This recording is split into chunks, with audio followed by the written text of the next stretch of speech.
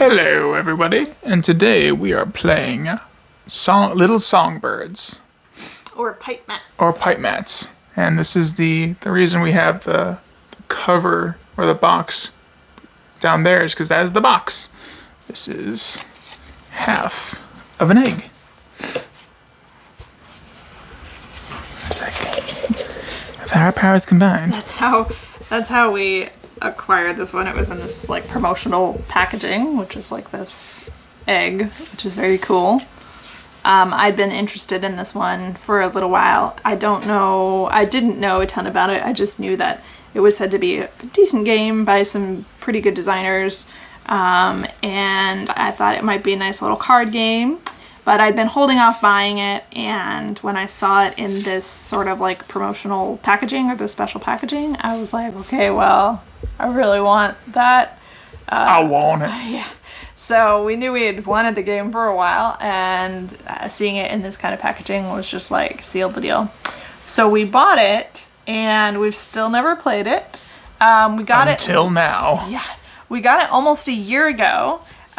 We went to a convention, one of my all-time favorite conventions ever. It's a really small one, but it's really neat. It's called S'mores and Meeples, and it's in Pennsylvania, and it's at a KOA campground. And we actually like camped out the entire weekend. We had campfire meals, and we like stayed in a tent and played games the entire weekend. And it was like a convention. There were it was small, but it was like a convention. There were tournaments and learn to plays and like prototypes. Protospiel and like a trades table and giveaways and I mean everything that we would normally do at any convention.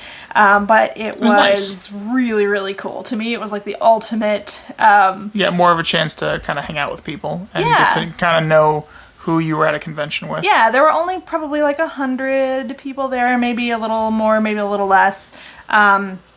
But some really lovely people, They had a nice dinner, I think Saturday night. They had one catered and meal. It was really very good food. Yeah.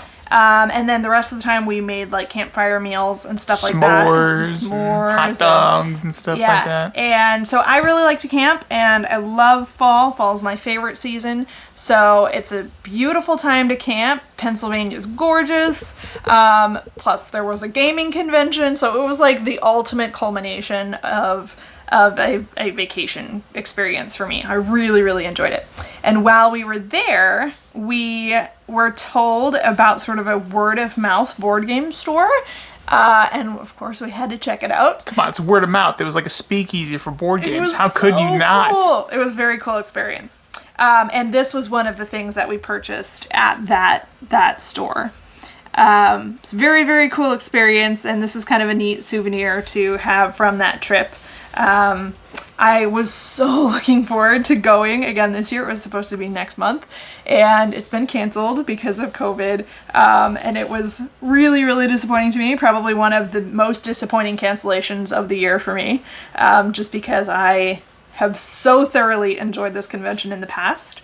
But we could have gone to that crazy game store again, where it was not the word of mouth, but the... There was another huge game store up there. I don't even remember what it was called. It's one of the most well-stocked stores I've ever seen in my entire life. And also the most unorganized store. It was crazy. It was scary. It was really crazy. And they really were just crazy. Like, there not were like, really helpful. Like teetering piles of like things and just games. I mean, just tons of games. And it was really cool, but it was also kind of dirty, pretty disorganized. Staff wasn't really helpful. Very friendly. They were very like prickly. Yeah, that was a thing. But anyway, that was not the word of mouth game store. The word of mouth game store was run by a really, really friendly woman. Yeah, it was in like a garage. There's some unique titles, some German titles, and we're like, ooh. Yeah, there was some neat stuff there. Stuff like this where it was like, there's an element of familiarity to this, but it was still like presented in a unique or really neat way. So this was, like I said, this was one of those things that we picked up there. That entire trip was such a blast. And I hope very, very much that someday we will get to go back to S'mores and Meeples. Like I said, it was one of my favorite convention experiences thus far, and I've probably been to, I don't know how many conventions at this point, at least 36 conventions, at least. Before COVID, on average, I was at least one convention a month for work. Shoot, there were some months you were at 3. Yeah, there was times when I was just going from like one to the next to the next. Yeah, and you wouldn't even come home for some because they were just like, they weren't quite next to each other, but they were to the point where it'd be pointless for you to kind of come home and then just have to leave again. And well, and sometimes I would do trade shows in between. Like we would go from one convention to a trade show to another convention to another trade show, and I would work at all of those events. I would either work as like booth help or a demonstrator, or as support staff for publishers, or that kind of thing.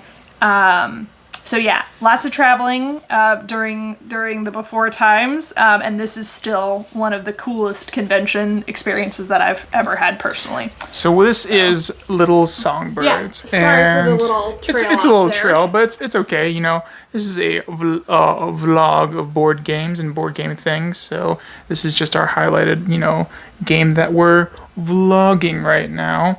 But tell us a little about the game. So this is a fairly simple card game where we are attempting to collect birds and bird seed. And so we do that by playing cards in an attempt to get birds to the bird feeder. And what we're aiming to do here is a couple things. We're going to score for pairs of birds. So there are male and female birds. If I can get a pair, a male and a female of a particular type, this is a buckfinch, butchfink,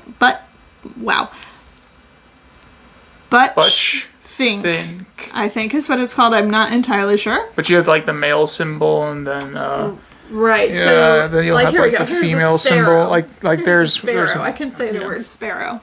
So if I have a male and female sparrow, it's worth 5 points at the end of the game. And that's just having with male and a female. Right, just the pair is worth 5 points. Plus, if I have the majority of sparrows in the game, I also get half of this number rounded up. So this number of eggs right down here, I get that number of points on all of my sparrow cards as long as I have the most actual sparrows. Okay.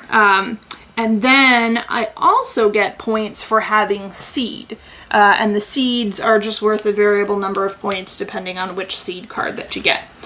So we are going to, on your turn, you are going to do 3 things. And they are, excuse me for a moment, they are that you will play a card from your hand. So we start with 4 cards in hand. And from here you can play 1 card and it sort of goes into a queue. And you can put it in a 2 and 3 player game. There's only 2 positions at the bird feeder. And a 3 or 4 player, in a 4 player game, there's 3 positions at the bird feeder. So I can play a bird from my hand into sort of a queue to get to the bird feeder. So it's these birds are at the feeder right now, they're feeding, and then birds in the queue are sort of like on the ground waiting for their turn at the feeder. And so very polite birds. Yeah.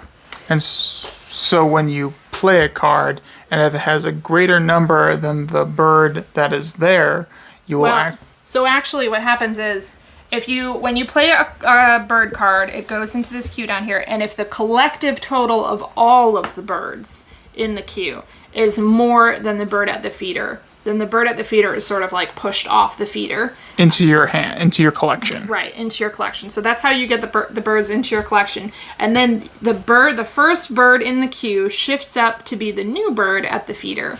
And you're able to kind of keep things moving that way. And then you can also collect seed cards here. And then there's also, so that there's 4 like spaces in the bird feeder, and as those refill we may come across some bad cards, which would be like a squirrel which steals seeds from you, or there's I think a crow which is maybe going to scare some birds away, or that kind of thing.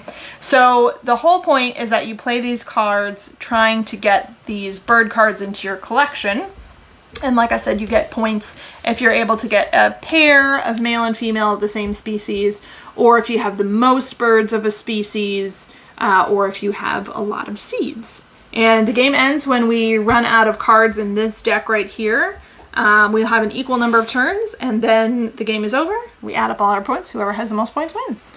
But so another way to get birds into your collection is if you match the bird, or it's match or less, because you said you have to be more than what the bird is to actually move the bird along and move the kind of the chain. So that was just one other way you could get birds into your collection.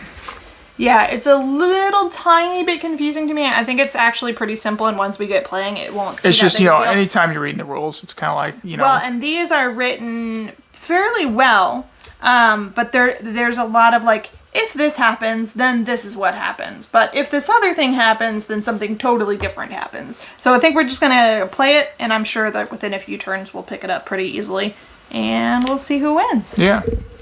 So we'll come back at a kind of halfway point, and we'll let you guys know what's going on. So yeah, talk to you guys in a bit. Bye. Hello, Sarah. How's it going on your end of the Little Songbirds? I think it's going okay. I have some Little Songbirds, and I have some seeds. So these are all scoring at the end of the game. Right now I have perfect pairings. So all of my cards have a male-female pair, except for my yellow hammers. I need 2 more male yellow hammers to have perfect pairing there. But I've got some good seed cards, and I have more of quite a bit of some things than you do. For example, I have a lot of blackbirds, and you only have 2 blackbirds, so here I have the majority of this. I also have more bullfinches than you, and currently more yellow hammers than you. You have more of the chaffinch, I think is how it's called, the blue ones, and more of the sparrows than I do. But yeah, so it's going. It's interesting.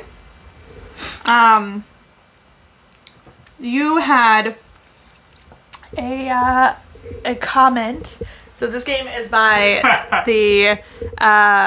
the designing duo Matt Riddle and Ben Pinchback, and they also designed Wasteland Express Delivery Service, which we played a few weeks ago. And you said that this game, Little Birds, was kind of like, what now? And the table princess is like, jolly good, sir. And Wasteland was like... It's like its younger brother. It's like, wah! I think that's amusing. You're amusing. But yeah, so, yeah, this is mid-game. I think, I'm not sure, because I do have a lot of male and females also. I also do have a lot of high-value C cards, but that's hidden, so your opponent can't keep track of that, so it's kind of like, I think overall you do have, just in general, you have more seed cards than I do anyway, right? Perhaps. I have 6. I have 1, 2, 3, 4, 5, 6, 7, 8, 9. But, so we'll see. The ending should be it should be close, or, like, or I'll stomp his face in. Yes, or someone's face will be stomped. But alright, well, we'll get back to you guys in a sec, and we'll get back and tell you guys how Songbird ends and a little bit of our thoughts as we played. Bye-bye. Hello, Sarah. How did scoring go? So scoring was a little confusing. There's no score sheet or anything like that, so we ended up getting out our trusty notepad and pen and figuring it out ourselves. But after we figured it out wrongly the first time, we thought that Nick had beat me by 6 points. Then we realized that we'd done something wrong. We went back and we figured it out a second time correctly. And he still beat me, but only by 2 points. So a little bit closer when we actually did our math correctly. So yeah, Nick wins. Yay! Finally! So this is a little bit of... It's beautiful. It is really beautiful. It's not something that I would traditionally find attractive. To me, it's a little bit old-fashioned. The artwork is a little bit old-fashioned looking. It's not real bright and colorful or modern or anything like that, but there is something about the art that is Soothing. Nick's little like, "Oh, good day, sir," that actually really nails it very well, the feeling here. It feels like we should all be wandering around in top hats and parasols kind of thing. And that's sort of the feeling that you get from the artwork of these cards. And while we were playing, I noticed, so the cards are in, the game itself is in both English and German. And the cards are in English and German with the German on top and the English on the bottom. And then they have the scientific name of the bird on the card as well, which is kind of cool. And then they have the male and female artwork for the birds, for the male and female birds. You may or may not know that male birds are typically more colorful than female birds. And so they do show the different plumage coloration of the male and female species of each bird. And then they also have, and I don't know if this is accurate or not, but I would guess based on the rest of the accuracy of the game that it probably is. They also show the birds' eggs for each species, and I would assume that the artwork for those is actually accurate to real life as well. So the artwork is really lovely in sort of a sedate kind of way, but I really appreciated like just the accuracy of it overall. And the way that they presented that, while it was still like scientifically accurate, was they still managed to make it pretty as well. So that was really cool. What did you think of the gameplay, Nick? I enjoyed it. I thought it was interesting. Just for being a card game, it seemed like there was a lot going on and a lot to pay attention to, and so it was nice that we have it really spread out on our game table. Yeah, well, and this is after scoring too, so we were kind of like picking stuff up and moving things around and as we rearranging scored. things, but it's nice.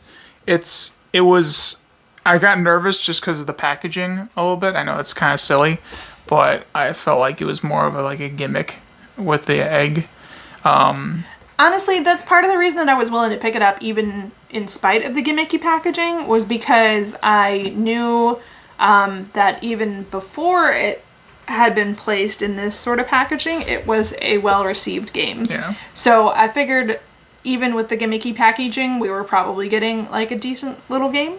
And then I liked the gimmicky packaging. So yeah, well, that's why when you research a game, you don't just look at one thing. You gotta look at multiple aspects of what you're trying to pick up. So not just the gimmicky packaging, but what the experience is brought. What kind of experience is brought to the table, and will you like it or not? And don't always knock the stuff that you don't like to play, because Sarah, she loves playing the crew, and it was some components of that game was just like no, I wouldn't like this, I wouldn't like that. The Crew is a game made up entirely of trick-taking, limited communication, and cooperation. And individually, I can't stand any of those mechanics. Well, it's not that I can't stand them. They're like some of my least favorite mechanics of all time. But they culminate into that game into one of the best experiences that I've had in years with any game.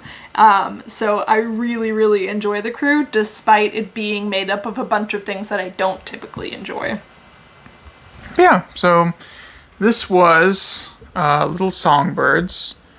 Point of pike mats, and trying to get the most points with collecting cards and playing cards and trying to, get the right amount of points over whatever the biggest bird card was to get the most seeds, and you're trying to avoid also getting the crows or the squirrels. The squirrels will steal the seeds that you collect from the bird feeder.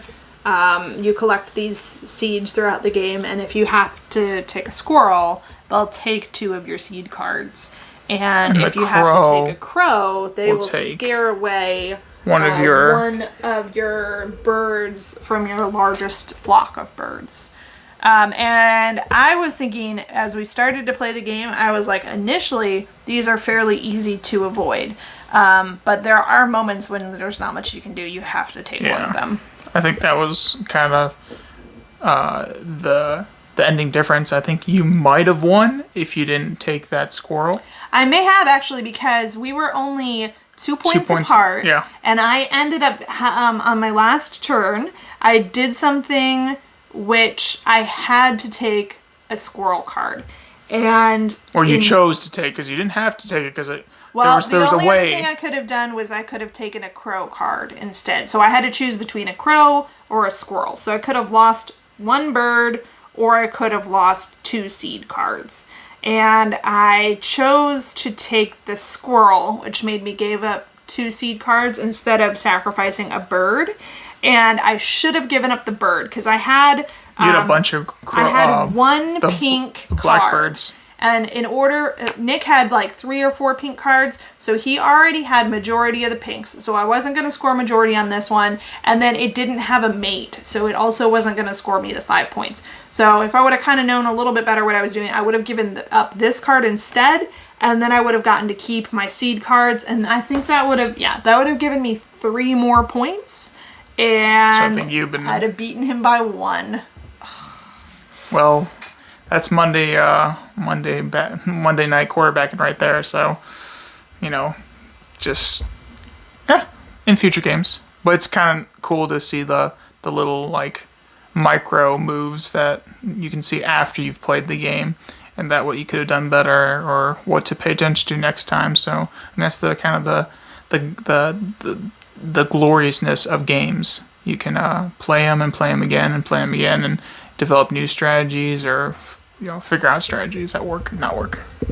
I feel like the game was a little hard to get a handle on for me because it was there were some points that were sort of confusing to me. Sometimes I have a difficult time picking up on certain things, and there were a few things in this game that were a little hard for me to grasp. It's super easy.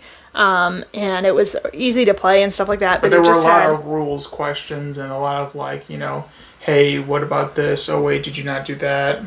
Because I want to be, on both ends. I want to make sure I get the most out of the game, or I want to make sure the other people playing the game with me get the most out of the game. And sometimes I irritate Sarah with all my questions.